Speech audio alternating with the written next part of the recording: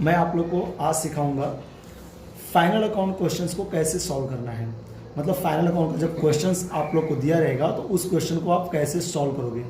इसके पहले की वीडियो में मैंने आप लोगों को बताया था, मैंने आपको सिखाया था ट्रेडिंग अकाउंट के फॉर्मेट्स को, प्रॉफिट एंड लॉस के फॉर्मेट्स को, पार्टनर्स कैपिटल के फॉर्मेट्स को, बैलेंस शीट के फॉर्मेट को, और उसके साथ साथ मैंने आपको एडजस्टमेंट भी सिखाया था। लेकिन मैं आज आप लोगों को सिखाऊंगा क्वेश्चन को कैसे सॉल्व करते हैं। आपके पास अवेलेबल इंफॉर्मेशन कौन सी होगी, पहले उसका मैं बताऊँ। देखो, जब भी आप क्वेश्चन को स्टार्ट करने जाओगे सबसे पहले आपके पास अवेलेबल इंफॉर्मेशन ये रहेगी।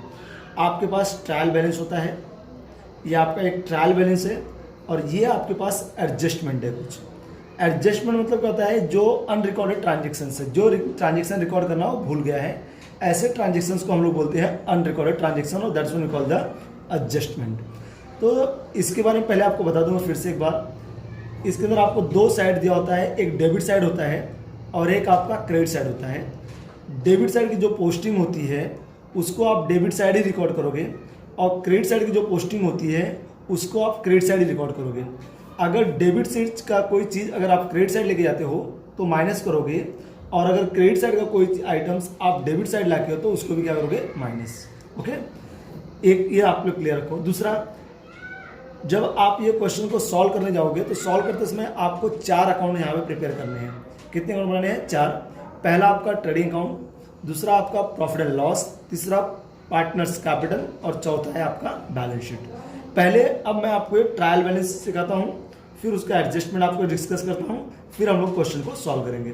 तो सबसे पहले जब भी आप क्वेश्चन को स्टार्ट करने जाओगे पहले प्रॉपर क्वेश्चंस को रीड करो, और प्लस रिकॉग्नाइज करो कि ये जो आइटम्स दिए हुए हैं ट्रायल बैलेंस में इसकी पोस्टिंग कहाँ पे जाएगी। मतलब कि आपको ट्रेडिंग में किसको लिखना है, प्रॉफिट एंड लॉस में किसको लिखना है।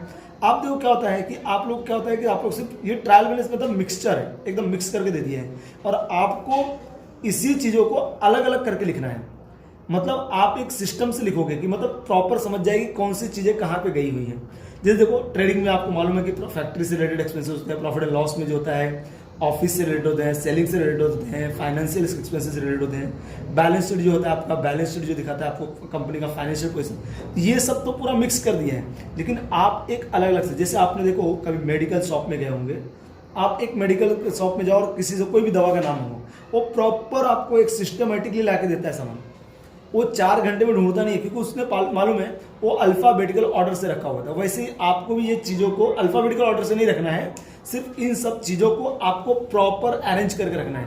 मतलब जो फैक्ट्री से रिलेटेड है उसको फैक्ट्री में, मैंने ट्रेडिंग में लिख दो, जो ऑफिस से रिलेटेड है, सेलिंग एंड डिस्ट्रीब्यूशन से रिलेटेड है, जो फाइनेंस से रिलेटेड है उनको आप यहाँ पे रख दो, प्रॉफिट एंड लॉस में लिख दो, जो पार्टनर से रिलेटेड है उनको पार्टनरशिप में रख दो, और जो एसेट से और लायबिलिटीज से रिलेटेड है उनको आप लोग बैलेंस शीट में डाल दो। ठीक है, ये आपका क्वेश्चन है, इसके ऊपर हम लोग डिस्कस करेंगे।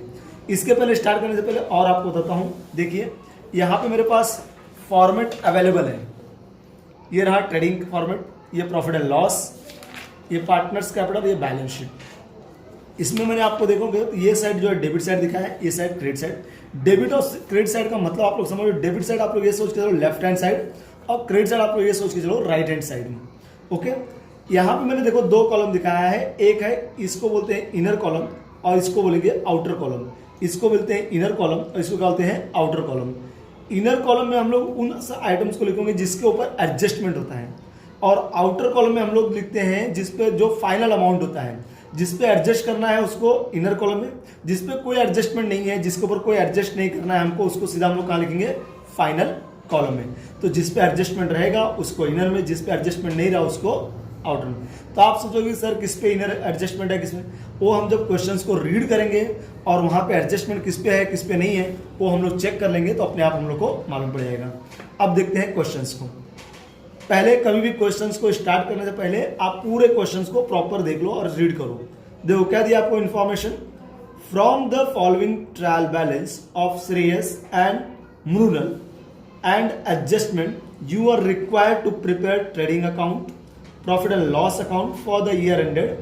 आपका जो ईयर एंडेड है वो है 31 मार्च 2019। मतलब आपका जो ईयर एंड होता है वो खत्म हो रहा है 31 मार्च तक। मतलब हम लोग का स्टार्टिंग जो डेट होगा वो होगा 1 अप्रैल 2018 से लेकर 31 मार्च 2019 तक। Okay, and balance sheet as on that date, और अपने को सेम इसी डेट की बैलेंस शीट बनानी है, और ये हमारे पास ट्रायल बैलेंस अवेलेबल है। सबसे पहले आप रिकॉग्नाइज करोगे, मैंने कहा था आपको जो फॉर्मेट दिया था उसमें से आप पढ़ लेना एक बार। उसके बाद देखो कैपिटल, ये कैपिटल आपका जाता है, कैपिटल जो लिखते हैं हम उसको लिखते हैं पार्टनर्स कैपिटल में credit side. Purchases trading account, मैं आपको ये नहीं बता रहा हूँ डेबिट में क्या है क्रेडिट में, क्योंकि मैंने आपको पहले बताया था डेबिट साइड की पोस्टिंग डेबिट साइड होती है और क्रेडिट साइड की पोस्टिंग क्रेडिट साइड, तो सिर्फ हम लोग रिकॉग्नाइज करेंगे। Sales trading account, bills receivable assets, bills payable liabilities, commission profit and loss account, salaries profit and loss account, insurance profit and loss account, prepaid rent, इसको हम लोग record करते हैं प्रॉफिट एंड प्रीपेड है, it's assets, prepaid rent asset हो जाता है। Sundry creditors liabilities, sundry debtors assets, postage profit and loss, free hold premises assets, furniture assets, bad debts profit and loss, cash in hand assets, cash at bank assets, carriage inward trading account में, carriage outward profit and loss account में, stock 1 April to, देखो हमारा year का and date होता है 31 मार्च, तो ये हमारा ओपनिंग स्टॉक कहलाएगा। ये भी हम लोग कहाँ लिखते हैं ट्रेडिंग में। रिटर्न्स, अब यहाँ पे देखो 2 रिटर्न दिया हुआ है आप लोग को, एक डेबिट में दिया है और एक क्रेडिट में दिया है। तो जो डेबिट वाला है इसको हम लोग बोलते हैं बेटा सेल्स रिटर्न SR, और जो क्रेडिट साइड में होता है बेटा वो होता है हमारा परचेज रिटर्न PR, याद रखना। और अगर आप भूल जाओ तो याद रखने के लिए तरीका क्या होता है, सेल्स आपका होता है बेटा क्रेडिट साइड, तो सेल्स रिटर्न जो होता है वो डेबिट साइड रहेगा, और आपका परचेज जो होता है डेबिट साइड, तो आपका परचेज रिटर्न जो होता है वो क्रेडिट साइड रहेगा। ये इतना याद रखना। उसका opposite wages trading, outstanding wages, ये पैसा आउटस्टैंडिंग है, देना बाकी है, दैट इज कॉल्ड लायबिलिटीज। अब मैं बात करता हूं एडजस्टमेंट की। एडजस्टमेंट का 2 इफेक्ट होता है, एडजस्टमेंट का 2 इफेक्ट होता है, एक होता है इफेक्ट डेबिट और एक इफेक्ट होता है क्रेडिट। ये आप लोग माइंड में रखो। एडजस्टमेंट का कितना इफेक्ट होता है, 2, एक इफेक्ट होता है डेबिट और एक इफेक्ट होता है क्रेडिट। सबसे पहले बात करता हूं मैं क्लोजिंग स्टॉक की।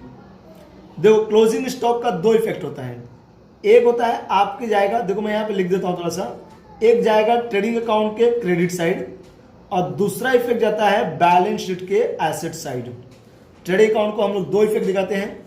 देखो ट्रेडिंग अकाउंट में क्रेडिट साइड एक हो गया, बैलेंस शीट के एसेट साइड, और आपको मालूम है बैलेंस शीट का जो एसेट साइड होता है वो डेबिट साइड होता है, और एक ट्रेडिंग अकाउंट में होता है एक डेबिट हो गया और एक क्रेडिट हो गया।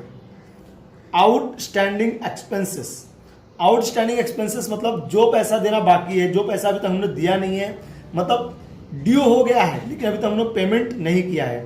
जैसे यहाँ पे देखो, जैसे आप लोग जानते हो बेटा आउटस्टैंडिंग एडजस्टमेंट का जो इफेक्ट होता है 2 इफेक्ट होता है, एक जिसका नाम दिया रहेगा पर्टिकुलर, जैसे सैलरी का नाम दिया तो सैलरी में, कमीशन का नाम दिया तो कमीशन में, रेंट का नाम दिया तो रेंट में, जिसका नाम दिया रहेगा उसी में ऐड करने का बेटा। तो सैलरी का पहला आउटस्टैंडिंग दिया है, देखो आउटस्टैंडिंग क्या क्या आउटस्टैंडिंग है, एक तो सैलरी का 1200 है, कमीशन का बेटा 400 है। तो सैलरी देखो कहां पे, यहां पे आपका देखो सैलरी आपका ये रहा सैलरी, इसको मैं टिक कर रहा हूं क्योंकि मुझे इसके ऊपर कुछ एडजस्टमेंट करना है, इसीलिए मैंने इसको इनर कॉलम में रखूंगा। और सेकंड कमीशन है, कमीशन को भी टिक कर रहा हूं, मतलब इसको भी मुझे कहां रखना है, इनर कॉलम में। मैं ऐसा क्यों कर रहा हूं, ताकि जब हम लोग जब पोस्टिंग करेंगे तो हम लोग को मालूम पड़े कि किसके ऊपर एडजस्टमेंट है और किसके ऊपर एडजस्टमेंट नहीं है। जिस पे एडजस्टमेंट रहेगा उसको हम लोग कहां लिखेंगे, इनर कॉलम में, जिस पे एडजस्टमेंट नहीं रहेगा उसको हम लोग कहां लिखेंगे, आउटर कॉलम में। 5 depreciation furniture at the rate of 10%, furniture के ऊपर डेप्रिसिएशन चार्ज करना है अपने को। देखो ये रहा फर्नीचर। डेप्रिसिएशन का मतलब होता है reducing the value of the assets. Depreciation मतलब कहता है कि उसकी वैल्यू जो होती है रिड्यूस होती है, क्योंकि वियर एंड टीयर्स की वजह से हम लोग कंटिन्यू किसी चीज को यूज करते हैं। आप ही अगर किसी चीज को यूज करोगे तो उसकी वैल्यू 100% कम होगी, तो जिसकी वैल्यू कितनी कम हुई उतना माइनस करोगे, और जब हमारे एसेट्स की वैल्यू अगर कम होती है तो हमारे लिए क्या होता है, लॉस, और जो लॉस होता है उसको हम लोग कहा लिखते हैं प्रॉफिट एंड लॉस में। इसका फर्स्ट इफेक्ट आएगा बेटा लेस फ्रॉम फर्नीचर, इसका दूसरा इफेक्ट आएगा प्रॉफिट एंड लॉस में डेबिट साइड। अभी आप सोच रहे होगे सर फर्नीचर तो डेबिट साइड ही लिखा होता है, फर्नीचर आपने अभी बताया सर बैलेंस शीट जो होता है एसेट साइड जो होता है डेबिट साइड होता है, आप उसमें से देखो उसी साइड लिख रहे हो ये भी डेबिट है, नहीं यहाँ पे देखो मैं फर्नीचर में से लेस कर रहा हूँ, लेस कर रहा हूँ मतलब क्या हो गया क्रेडिट इफेक्ट होता है। मैंने बताया जब कोई चीज अगर क्रेडिट की अगर डेबिट साइड आती है तो माइनस होती है, इसीलिए जब हम लोग उसको माइनस कर रहे हैं इसका मतलब उसका जो इफेक्ट है नेगेटिव इफेक्ट है, तो नेगेटिव इफेक्ट मतलब क्या होता है डेबिट है, ये क्या है credit. Provide for the further bad debts 1200, ये फर्दर बैड डेब्ट्स है 1200। और ये जो बैड डेब्ट्स होता है बेटा ये किसी और चीज से नहीं सिर्फ डेटर से रिलेटेड होता है। प्रोवाइड फर्दर बैड डेब्ट्स मतलब आपका जो पैसा डूब रहा है, और जो पैसा डूबता है बेटा वो किससे डूबता है डेटर से।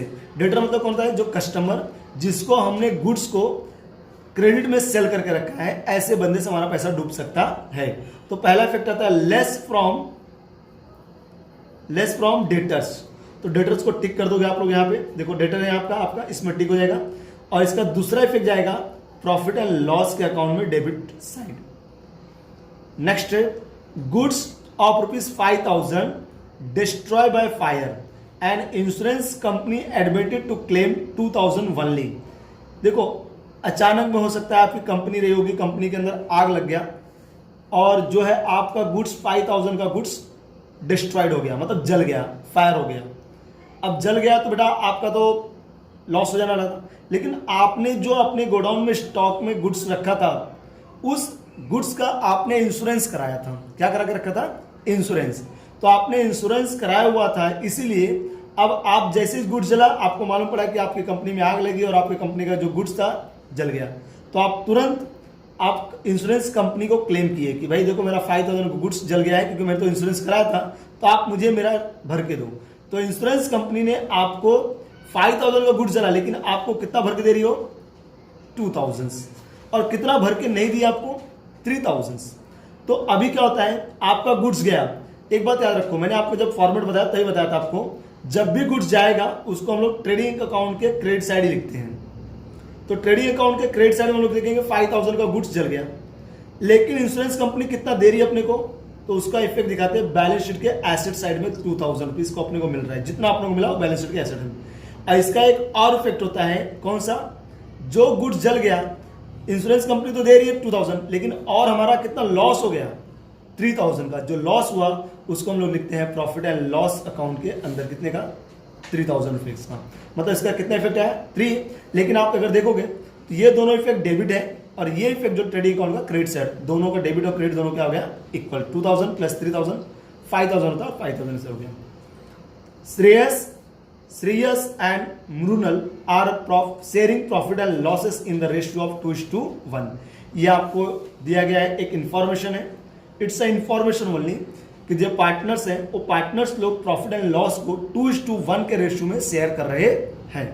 ओके, ये प्रॉफिट एंड लॉस का पार्टनरशिप का रेशियो। अब मैं कैसे क्वेश्चन सॉल्व करेंगे उसके बारे में देख लेते हैं। सबसे पहले जब क्वेश्चन को स्टार्ट करोगे तो मैंने बताया आपको डेबिट और क्रेडिट के बारे में और आपको बता दिया था। देखो अब यहाँ पे दो पार्टनर है, पहले पार्टनर्स का नाम लिखता हूँ, एक श्रेयस के लिए श्रेयस और एक है मृणल, श्रेयस एंड मृणल। यहां पे ईयर एंड डेट लिख दो 31 March 2019।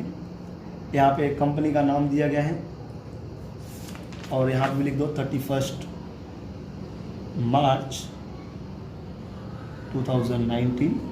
Here also write down 31 March 2019। ठीक है, अब आप इसकी पोस्टिंग करना शुरू करोगे। सबसे पहले आपको क्या दिया है कैपिटल। देखो कैपिटल का बैलेंस किस साइड दिख रहा है आपको, देख लो कैपिटल का बैलेंस आपको क्रेडिट साइड दिख रहा है। तो आप पार्टनर्स कैपिटल में अकाउंट में जाओगे और पार्टनर्स कैपिटल के अंदर क्रेडिट साइड में, मैंने बताया क्रेडिट साइड की पोस्टिंग क्रेडिट साइड में, तो क्रेडिट साइड में जाके आप पोस्टिंग करोगे। पार्टनर्स कैपिटल का क्रेडिट साइड की पोस्टिंग क्रेडिट साइड में क्या लिखोगे बाय। एक बात बताता हूं मैं आपसे, एक क्वेश्चन पूछता हूं, आप अपने ही घर में जब जाते हो आपका घर अंदर से लॉक है, समझो मम्मी घर के अंदर है, कुछ काम वाम कर रही है, मम्मी घर के अंदर है, और आपने घर को नॉक करते हो, दरवाजा ठोकते हो, तो घर में से एक आवाज आती है, कौन है? तो आप अपने घर में क्या बोलते हो? आप रिप्लाई तो अपना नाम बताते हो? नहीं, आप क्या बोलते हो? मैं हूं मैं। वैसे ही ये अकाउंट किसका बेटा? पार्टनर्स कैपिटल का। तो ये पार्टनर्स कैपिटल का नाम तो दिया हुआ है, तो वो लोग अपने ही अकाउंट में अपना नाम नहीं लिखेंगे, वो लोग का खुद का घर है ना, ये लोग अपना नाम नहीं लिखते, सीधा क्या लिखते हैं? बाय, यहां पे लिखने का बैलेंस बीडी। बीडी का फुल फॉर्म होता है ब्रॉड डाउन। तो श्रेयस के कॉलम में श्रेयस का अमाउंट 35,000, मृणल के कॉलम में मृणल का अमाउंट 20,000। ओके, अब इसके बाद आपका है परचेज एंड सेल्स। तो परचेज और सेल्स को लिखने से पहले देखो, सबसे पहले आप लिखोगे यहां पे डेबिट साइड में, देखो ये डेबिट साइड में लिखोगे to opening stock, opening stock. उसके बाद लिखोगे टू परचेजेस, और उसके टिक नीचे लिख के रखो less purchase return, purchase return. तो आपको परचेज देखो दिया है 37,800, तो इसको आप इनर कॉलम में लिखो क्योंकि आपको परचेज रिटर्न दिया हुआ है, तो यहां पे लिखो 37,800 रुपीज। उसके बाद आपका सेल्स है, सेल्स किस साइड दिया बेटा? क्रेडिट साइड में, तो आप इसको क्रेडिट साइड में पोस्टिंग करोगे, क्या लिखोगे? बाय सेल्स, और उसके ठीक नीचे क्या लिखोगे? Less sales return, sales return. अब सेल्स का अमाउंट देखो पहले कितना दिया है? 66,700, और आपको मालूम है कि सेल्स में से अपने वो सेल्स रिटर्न को माइनस करना है, इसीलिए इसको इनर कॉलम में लिखोगे 66,700। उसके बाद आपका आता है बिल्स रिसीवेबल। बिल्स रिसीवेबल हम लोग कहां लिखते हैं? बैलेंस शीट के एसेट साइड में। ये रहा आपका बैलेंस शीट का एसेट साइड, बैलेंस शीट का एसेट साइड में बिल्स रिसीवेबल, ये एसेट्स है, तो मैं एसेट्स, इस पे कोई एडजस्टमेंट है क्या? नहीं है, इसीलिए क्या होगा? यहां पे हमने टिक नहीं किया है, इसका तो इस पे कोई एडजस्टमेंट नहीं है, तो इसके अमाउंट्स को हम लोग फाइनली कहां लिखेंगे? Bills receivable. फाइनली अमाउंट हम लोग आउटर कॉलम में लिखेंगे 8,000 रुपीज। कितना लिखेंगे? 8,000 रुपीज। बिल्स पेबल, ये लायबिलिटीज होते हैं आपका। आप पार्टनर्स कैपिटल के लिए 3-4 लाइन छोड़ दो, यहाँ पे 4 से 5 लाइन छोड़ देने का, और उसके बाद लिखने का bills payable, it's a liabilities, already हम लोग लिख के रखे थे उसको, बिल्स पेबल। इस पे कोई एडजस्टमेंट नहीं है, इसीलिए सीधा आउटर कॉलम में 6,500। देखो एडजस्टमेंट नहीं है इसलिए आउटर कॉलम में लिख रहा हूं, एडजस्टमेंट रहेगा तो इनर कॉलम में। कमीशन, कमीशन को हम लोग कहां लिखते हैं? प्रॉफिट एंड लॉस में। देखो कमीशन कहां पे दिया है? प्रॉफिट एंड लॉस में, डेबिट साइड, तो उसकी पोस्टिंग कहां जाएगी? डेबिट साइड में। पहले ऊपर से एक लाइन छोड़ दो, यहां भी एक लाइन छोड़ देने का, दोनों साइड में एक लाइन, और फिर लिखने का उसके नीचे लिखोगे टू कमीशन, टू कमीशन। कितना अमाउंट बेटा? 2,400, तो यहां पे लिखोगे 2,400। इस पे इनर कॉलम में क्यों लिख रहा हूं? देखो मैंने यहां पे टिक किया ना, टिक क्यों किया है? क्योंकि इस पे एडजस्टमेंट है, एडजस्टमेंट रहेगा तो इनर कॉलम में, एडजस्टमेंट नहीं रहेगा तो आउटर कॉलम में। एक लाइन छोड़ देने का, यहाँ पे देखो एक एडजस्टमेंट है, एक लाइन। 2 एडजस्टमेंट रहेगा तो उसका दुगुना करो और एक कम कर दो, 3 लाइन छोड़ने का। अगर 3 एडजस्टमेंट हो तो 3 का दुगुना, ट्वाइस, 3 2 जा 6 -1, कितना? 5 लाइन लीव करने का, ऐसा सिस्टम है। उसके बाद क्या दिया आप लोग को? Salaries, salary also record on the profit and loss account. Salaries amount is 6,000, इसको भी इनर कॉलम में। उसके बाद आपका दिया है इंश्योरेंस, हाँ मैं भूल गया, सॉरी, टू इंश्योरेंस, इंश्योरेंस। यहां पे आपको इंश्योरेंस दिया है 9 मंथ्स, 9 मंथ्स का इंश्योरेंस पेड किया है, और इंश्योरेंस जो होता है फुल 1 ईयर्स का माना जाता है बेटा। तो 9 मंथ्स का 9,000 है, तो 3 मंथ्स का इंश्योरेंस जो है आउटस्टैंडिंग माना जाएगा। देखो ये आपने वो बता नहीं रहा है, ये हिडन एडजस्टमेंट है। 2 टाइप का एडजस्टमेंट होता है, एक ओपन एडजस्टमेंट ये दिया है, और ये एडजस्टमेंट जो होता है ना छुप के बैठा होता है। छुप के बैठा है मतलब हमको ढूंढ के निकालना है इसको। अब हम लोग भी जानते हैं कि जब भी कोई एक्सपेंसेस होता है मोस्टली पूरे 1 साल का होता है, 1 साल में कितना होता है? 12 महीने होते हैं। लेकिन यहाँ पे इंश्योरेंस कितने मंथ्स का पेड किया उसने? 9 मंथ्स का। तो कितने मंथ्स का बाकी है? 3 मंथ्स का। उसको हम लोग क्या बोलेंगे? आउटस्टैंडिंग इंश्योरेंस 3 मंथ्स का। तो हम लोग देखेंगे कितना होता है वो देख लेते हैं। पहले इंश्योरेंस को लिखते हैं, उस पर एडजस्टमेंट है, इसके लिए इंश्योरेंस को मैं इनर कॉलम में लिखता हूँ 9000 और लीव 1 लाइन। इंश्योरेंस के लिए मैंने 1 लाइन छोड़ दिया। फिर प्रीपेड रेंट, मैंने बताया था प्रीपेड रेंट आपका कहाँ जाएगा, एसेट्स में। इस पर कोई एडजस्टमेंट नहीं है, इसलिए सीधा आउटर कॉलम में लिखेंगे प्रीपेड रेंट। प्रीपेड रेंट आपका है 3000, आउटर कॉलम में लिखो 3000 रुपीज। उसके बाद आपका आता है सन्ड्री क्रेडिटर्स। सन्ड्री क्रेडिटर्स को हम लोग कहाँ लिखते हैं, लायबिलिटीज में सन्ड्री क्रेडिटर्स। इस पर कोई एडजस्टमेंट नहीं है, इसीलिए सीधा आउटर कॉलम में। अगर एडजस्टमेंट रहेगा तो इनर में, और एडजस्टमेंट नहीं रहा तो आउटर में 48,900 रुपीज। सन्ड्री डेटर्स, देखो एडजस्टमेंट है, इस पर टिक किया ना मैंने, इसका मतलब इस पर एडजस्टमेंट है, तो सन्ड्री डेटर्स। सन्ड्री डेटर्स का अमाउंट कितना है 25,000। मैंने इनर कॉलम में, देखो इनर कॉलम में लिख रहा हूं 25,000 रुपीज। मैंने इनर कॉलम में क्यों लिखा, क्योंकि इस पे एडजस्टमेंट है और एक ही एडजस्टमेंट है, इसलिए 1 लाइन लीव कर दो। पोस्टेज प्रॉफिट एंड लॉस में देखो ये रहा आपका प्रॉफिट एंड लॉस, यहाँ पे 1 लाइन पहले इसके नीचे लिखो, छोड़ के रखो पोस्टेज। पोस्टेज में कोई एडजस्टमेंट है क्या, अगर एडजस्टमेंट रहेगा तो इनर कॉलम में, एडजस्टमेंट नहीं रहेगा तो आउटर कॉलम में। तो इस पर कोई एडजस्टमेंट नहीं है, इसलिए हम लोग कहाँ लिखेंगे, आउटर कॉलम में 1700। Free hold premises, it's your assets, तो इसको हम लोग एसेट्स में लिखेंगे free hold premises. Free hold premises, इस पे कोई एडजस्टमेंट नहीं है, सीधा आउटर कॉलम में। अमाउंट लिखा 17,300 रुपीज। फर्नीचर इट्स एसेट्स, इस पे एडजस्टमेंट है बेटा, इसलिए मैंने इसको कहां लिखूंगा, इनर कॉलम में। Furnitures 20,000 rupees. बैड डेब्ट्स, जैसे ही बैड डेब्ट्स के बारे में कुछ आता है बेटा तो आप लोग अपने दिमाग में रखोगे। बैड डेब्ट्स का एक फॉर्मेट है, फॉर्मूलाज है, उसको पूरा लिख के रखो। टू पहले लिखोगे बैड डेब्ट्स, फिर लिखोगे add new bad debts,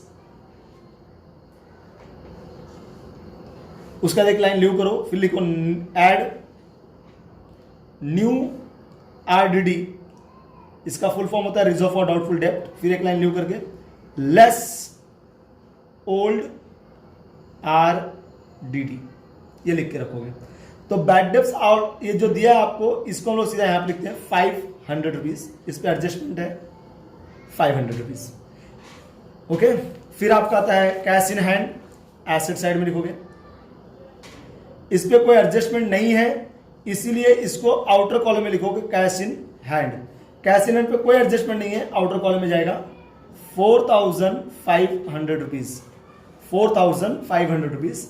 cassette bank, इस पे भी कोई एडजस्टमेंट नहीं है, लेकिन ये एसेट्स है तो हम लोग लिखेंगे cassette bank. Cassette bank 16,000 rupees. Carriage inward, carriage inward को हम लोग कहाँ लिखते हैं बेटा, ट्रेडिंग अकाउंट में। देखो यहां पे ट्रेडिंग अकाउंट में लिखेंगे टू कैरियज इनवर्ड। इस पे कहीं एडजस्टमेंट है क्या, नहीं है ना, सीधा आउटर कॉलम में 800 rupees. Carriage outward profit and loss, यहां पे देखो, यहां पे लिख दोगे टू कैरियज आउटवर्ड। इस पे भी कोई एडजस्टमेंट नहीं है, इसलिए इसका अमाउंट जो है आउटर कॉलम में लिखेंगे 1700। स्टॉक, मैंने बताया था ये ओपनिंग स्टॉक होता है। ओपनिंग स्टॉक को हम लोग कहाँ लिखते हैं, ट्रेडिंग अकाउंट के डेबिट साइड में। और आपको डेबिट और क्रेडिट सोचना ही नहीं है, क्यों, मैंने आपको बार बार बताया था डेबिट साइड की पोस्टिंग कहाँ होती है, डेबिट साइड, और क्रेडिट साइड की पोस्टिंग कहाँ होती है, क्रेडिट साइड। ये डेबिट साइड है, इसके लिए इसकी पोस्टिंग भी कहाँ होगी, debit side. Opening stock amount is given 22,500 rupees. Returns, अब आपको रिटर्न जो है ना दोनों में दिया है, एक डेबिट में भी दिया है और एक क्रेडिट में भी। मैंने बताया था डेबिट वाला जो रिटर्न्स होता है उसको हम बोलते हैं सेल्स रिटर्न, और जो क्रेडिट में होता है उसको बोलते हैं परचेज रिटर्न। और ये जो रिटर्न्स होता है उसको हम माइनस करते हैं। देखो तो 1200 माइनस किस में से होगा, सेल्स में से। 1200 माइनस करके देखोगे कितना बचेगा, 500, और ये 65,500 रुपीज। और ये 1,800 को इस साइड लेके होगे तो माइनस करोगे 1,800, तो आपका बचेगा 36,000 रुपीज। ओके, वेजेस को आप कहाँ लिखते हो? ट्रेडिंग अकाउंट के क्रेडिट साइड में। कोई एडजस्टमेंट है इस पे? नहीं, तो सीधा आउटर कॉलम में लिखोगे टू वेजेस। अमाउंट कितना? 3,100। आउटस्टैंडिंग एक्सपेंसेस, आउटस्टैंडिंग वेजेस जो है, आउटस्टैंडिंग वेजेस है, आउटस्टैंडिंग वेज मतलब देना बाकी है, तो हमारे लिए क्या हो जाएगा? लायबिलिटीज। क्या हो जाएगा? लायबिलिटीज। तो यहां आप लिखेंगे आउटस्टैंडिंग लायबिलिटीज। आउटस्टैंडिंग लायबिलिटीज को हम लोग कहां लिखते हैं? बैलेंस शीट के लायबिलिटीज साइड में। Outstanding liability, outstanding wages, outstanding wages जो है 3,100 रुपीज, 3,100 रुपीज है, 3,100 रुपीज है। 3,100 रुपीज को हम लोग लिख देंगे, सॉरी 1,600 रुपीज है, 1,600 रुपीज है, 1,600 रुपीज है। तो ये 1,600 रुपीज है, 1,600 रुपीज। ओके, अब ये हमारा पोस्टिंग पूरा खत्म हो गया। अब इसके बाद हम लोग क्या करेंगे? एडजस्टमेंट। और एडजस्टमेंट का कितना इफेक्ट होता है? 2। पहला आपका है क्लोजिंग स्टॉक। मैंने बताया था क्लोजिंग स्टॉक का पहला इफेक्ट कहाँ जाएगा? ट्रेडिंग अकाउंट के क्रेडिट साइड, ट्रेडिंग अकाउंट के क्रेडिट साइड और बैलेंस शीट के। दूसरा इफेक्ट बैलेंस शीट के एसेट में। तो पहले यहां लिखेंगे बाय क्लोजिंग स्टॉक, रुपीज लिखोगे 30,000। इसका दूसरा इफेक्ट दिखाओगे आप लोग बैलेंस शीट के एसेट्स में, क्लोजिंग स्टॉक रुपीज 30,000। उसका सेकंड आपका इफेक्ट आता है आउटस्टैंडिंग एक्सपेंसेस। आउटस्टैंडिंग एक्सपेंसेस मतलब क्या होता है?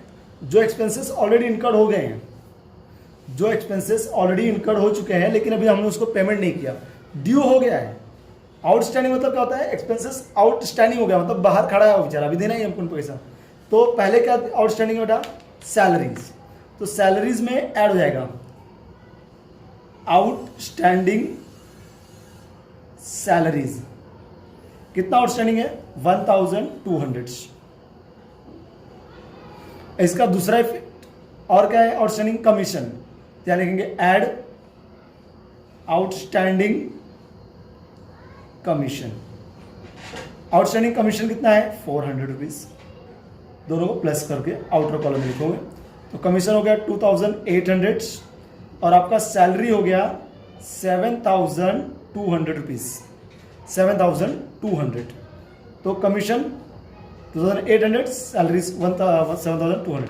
लेकिन जितना आउटस्टैंडिंग है, मतलब जो पैसा देना बाकी वही यहां पे लिखोगे आउटस्टैंडिंग एक्सपेंसेस। आउटस्टैंडिंग एक्सपेंसेस के अंदर आप लिखोगे सैलरीज, सैलरी एंड कमीशन। अब सैलरी कितना है? 1,200, जो बाकी उतना ही लिखो। हाँ, पूरा अमाउंट नहीं लेने का, सिर्फ जो बैलेंस बाकी है वही। तो 1,600 टोटल। Depreciate furniture 10%। मैंने बताया था डेप्रिशिएट ऑफ फर्नीचर, फर्नीचर का वैल्यू जो कम हो रहा है तो फर्नीचर में से लेस करोगे, लेस डेप्रिशिएशन। ठीक है। 20,000 का 10%, 20,000 का 10% होता है 2,000। तो 2,000 आप माइनस करोगे तो आ जाएगा आपको 18,000।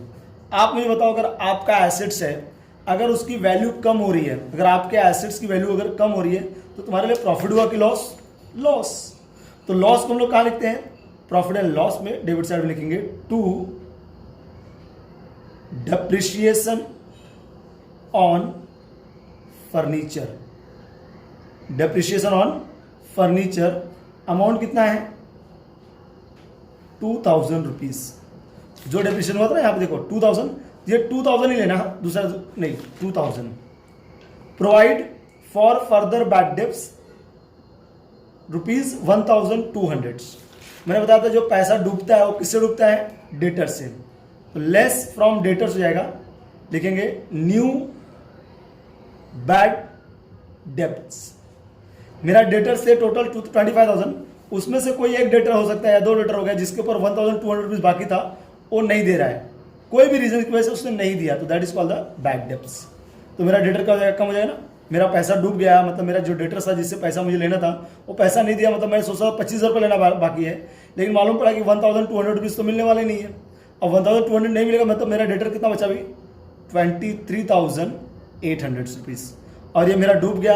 अगर मेरा पैसा डूब गया है तो मेरे लिए प्रॉफिट हुआ कि लॉस, तो लॉस। तो यहाँ लिखेंगे न्यू बैड डेब्ट्स में 1,200 रुपीज़, इसका 1,200 रुपीज़, तो टोटल आएगा 1,700 रुपीज़ आरडी, और न्यू बैड डेब्ट्स इसको डैश कर देंगे क्योंकि हमारे पास ओल्ड आरडी वगैरह नहीं है। तो फाइनल कॉलम में इसका अमाउंट लिखेंगे 1,700 rupees. Goods destroy by fire, मैंने बताया था आपको मेरा 5,000 का गुड्स जो डिस्ट्रॉय फायर हो गया, जल के राख हो गया। मैंने बताया जब भी गुड्स जाए, चाहे जैसे गुड्स जाए, चाहे वो गुड्स जल के राख हो जाए, चोरी हो जाए, कोई ऑनर ले जाए या कुछ भी हो गया, गुड्स अगर जा रहा है तो ट्रेडिंग अकाउंट में क्रेडिट साइड ही लिखने का। क्या लिखोगे बोलो, by goods destroyed by fire, कितने का गुड्स जला, 5,000 रुपए का। अच्छा 5,000 गुड्स जल गया, मुझे कितना भर के कंपनी दे रही है इंश्योरेंस कंपनी, 2,000, करेक्ट। तो आप 2,000 लिखोगे यहां पे, जो 2,000 देती है उसको लिखते हैं insurance claim, that amount we call insurance claim. कितना अमाउंट है, 2,000 रुपीज, 2,000 रुपीज। और कितना नहीं मिला मुझे, यस करेक्ट, 3,000 रुपीज, उसको हम लोग यहां पे लिखते हैं to loss by fire, 3,000 rupees. Okay, last श्रेयस फिनिश हो गया, यस। अभी एक एडजस्टमेंट बाकी है इंश्योरेंस का। देखो इंश्योरेंस के बारे में मैंने आपको क्या बताया था, इंश्योरेंस का देखो सिंपल से नहीं, इंश्योरेंस का आपका कितना अमाउंट है, 9,000।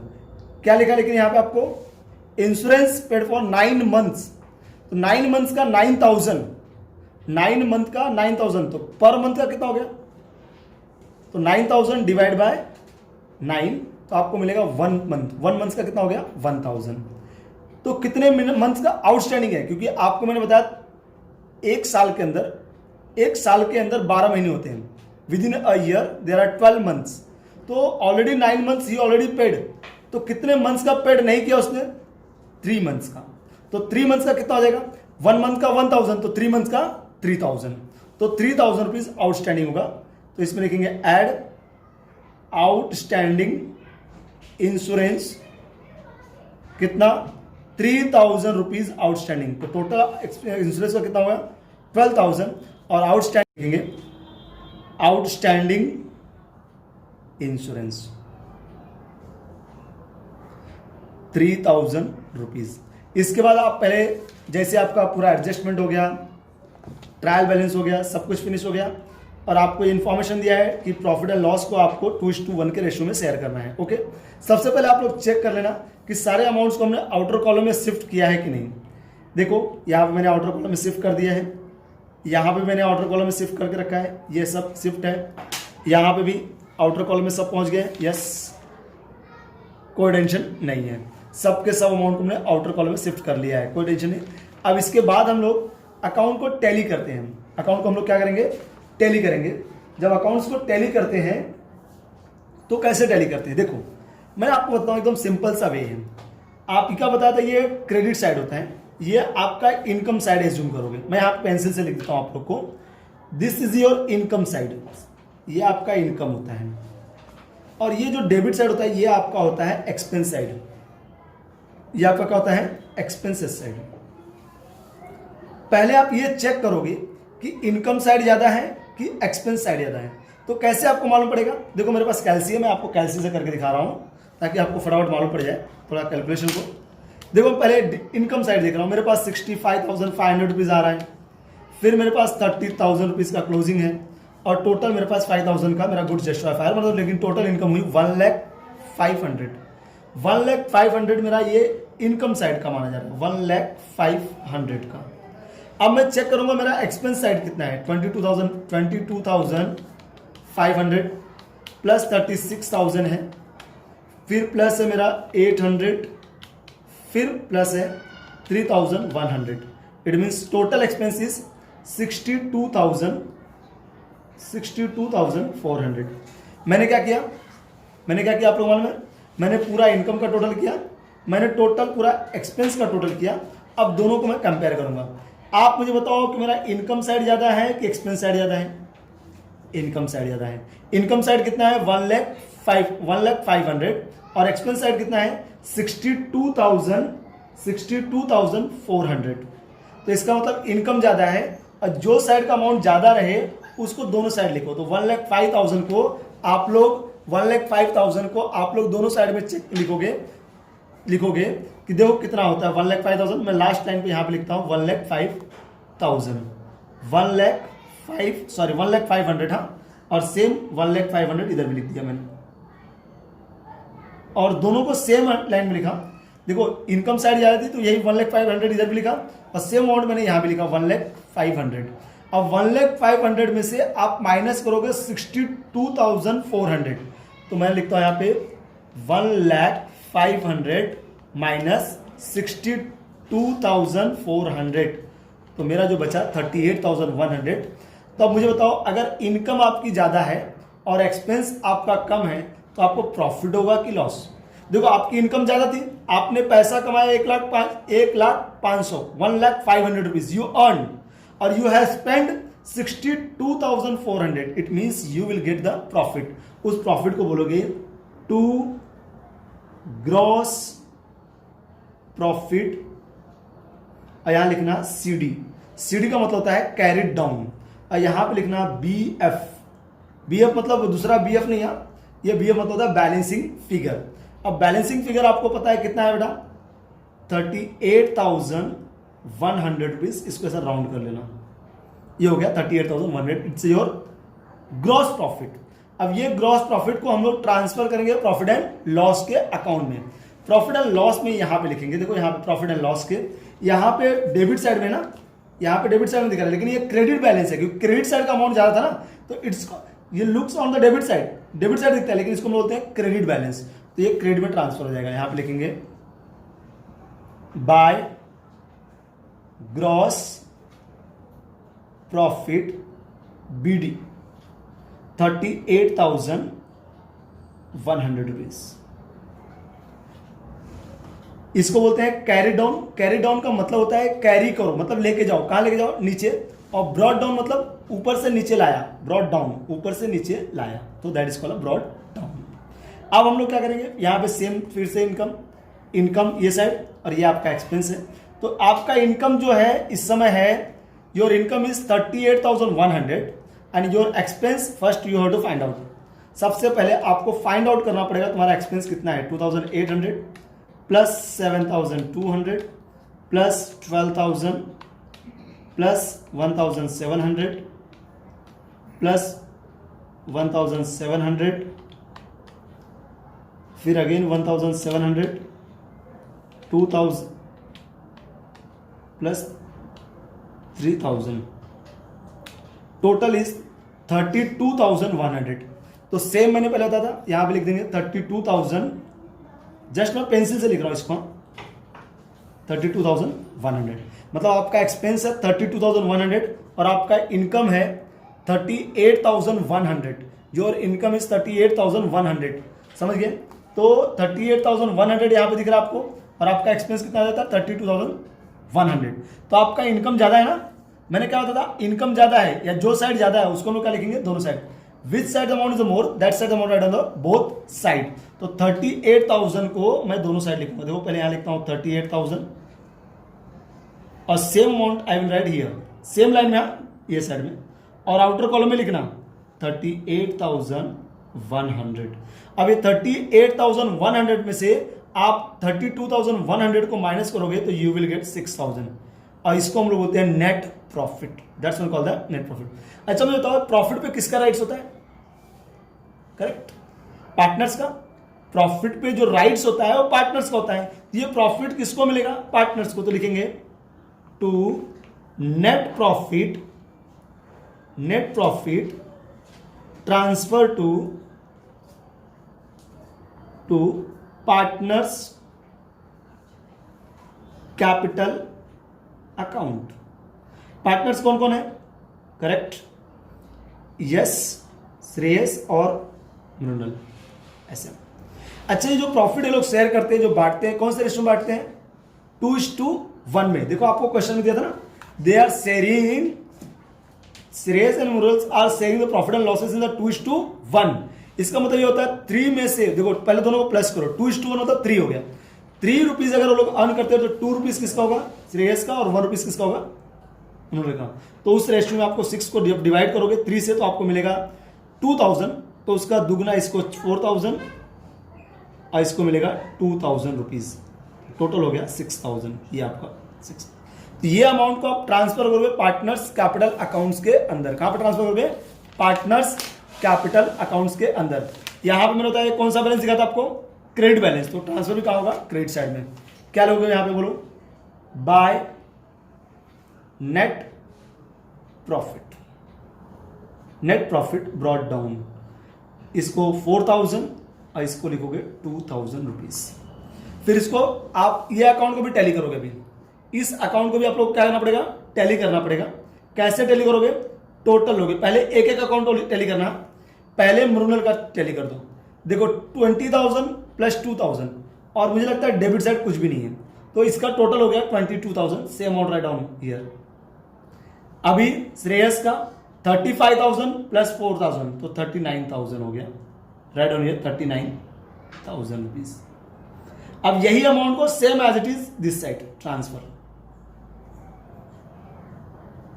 अब ये कितना हो गया? 22,000 रुपीज, और ये हो गया 39,000 रुपीज। 22 और ये 39, और यहां पे कुछ नहीं है तो सिर्फ यहां पे हम लोग लिखते हैं टू बैलेंस CD। अमाउंट लिखोगे 39,000 और इसका अमाउंट लिखोगे 22,000 रुपीज। इसको ऐसा बैलेंस करके दिखा दो। अब आपको मैंने बताया था ये क्रेडिट साइड का ज्यादा है और डेबिट साइड का क्या होता है? कम।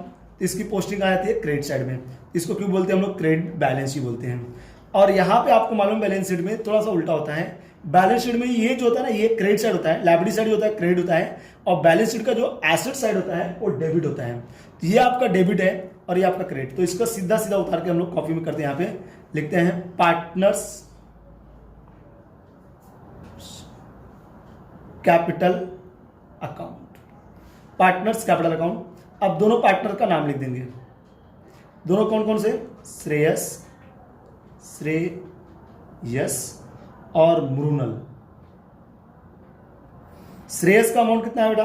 39,000, और मृणाल का कितना हो गया? 22,000। अगर आप टोटल करोगे तो I think you will get 161,000 rupees. 61,000 rupees. अब हम लोग दोनों साइड का टोटल करेंगे, डेबिट साइड का टोटल और क्रेडिट साइड का टोटल, फिर देखते हैं क्या आता है आंसर। देखो आपका डेबिट साइड का टोटल, क्रेडिट साइड का total 61,000 plus 6,500 plus 48,900 plus 1,600 plus again 1,600 plus 3,000, 1,22,600 आपका लायबिलिटी साइड आ रहा है। 1,22,600। पहले मैं पेंसिल से लिख रहा हूं, बाद में फाइनल अमाउंट में पेन से लिखूंगा। इस साइड है आपका 8,000 प्लस 3,000, फिर again 23,800, 17,300, 18,000 rupees plus 4,500 rupees, 16,000 rupees plus 30,000 rupees plus 2,000 rupees. इस साइड का भी टोटल आया 1,22,600 रुपीज। इट मीन्स हमारा दोनों साइड सेम आया।